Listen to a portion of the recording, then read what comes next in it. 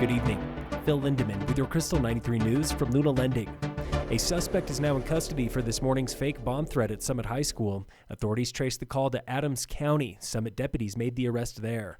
Others spent the day patrolling Summit High just in case. They found no bombs or guns on campus. A suspected child molester was due in court today for reported sex assault involving drugs, alcohol, and teenagers in Wilderness. That hearing was moved to later this month. The 41-year-old man now has a new judge.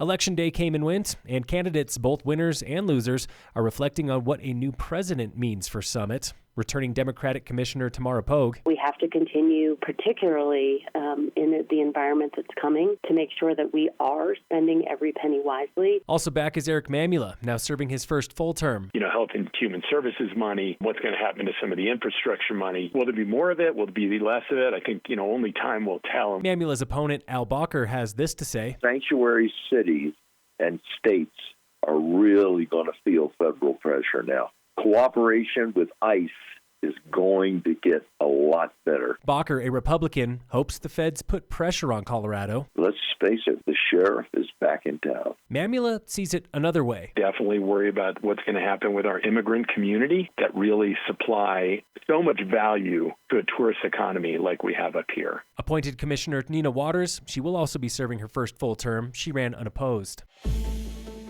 This week on the State of Summit. We were surprised by the loss, by the gap in that loss. That was Summit School Superintendent Dr. Tony Bird.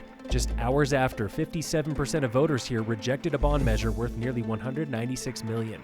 It would have paid for teacher housing. All of that will have to stop in terms of us building any housing. I think we'll continue to try to seek partnerships around housing. Also on hold is a rebuild for the district's oldest school, Breckenridge Elementary. We'll just continue to maintain it, and then we'll have to decide soon what we need to do with that building because it's in not great shape. The Pathways program for tech and vocational learning will not disappear, but it might not grow as quickly. The disappointment here is that we won't have the kind of learning spaces that a bond would have provided. Education measures have a long history of overwhelming success here in Summit.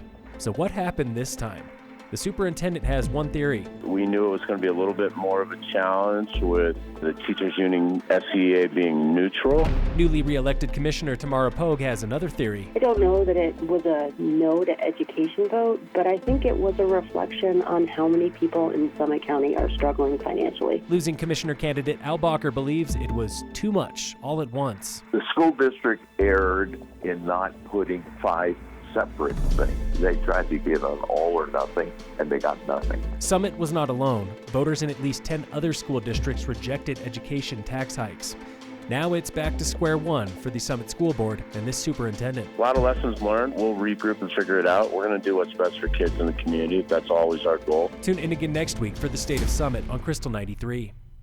The countdown is on to opening day at Breckenridge, and it starts tomorrow morning with Wake Up Breck. Stop by one of 10 Breck coffee shops for a commemorative mug and free cup of joe starting at 7 a.m.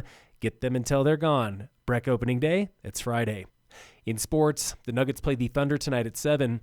And in local sports, stop by Frisco Nordic Center tomorrow for the annual Nordic Open House and get your season pass for the cheapest all year. The Frisco Nordic Open House, that's tomorrow 4 to 6. Opening day at Frisco Nordic Center, it's November 28th. Breck Nordic, it opens this Friday, same as the ski resort. Phil Lindemann, Krystal 93 News.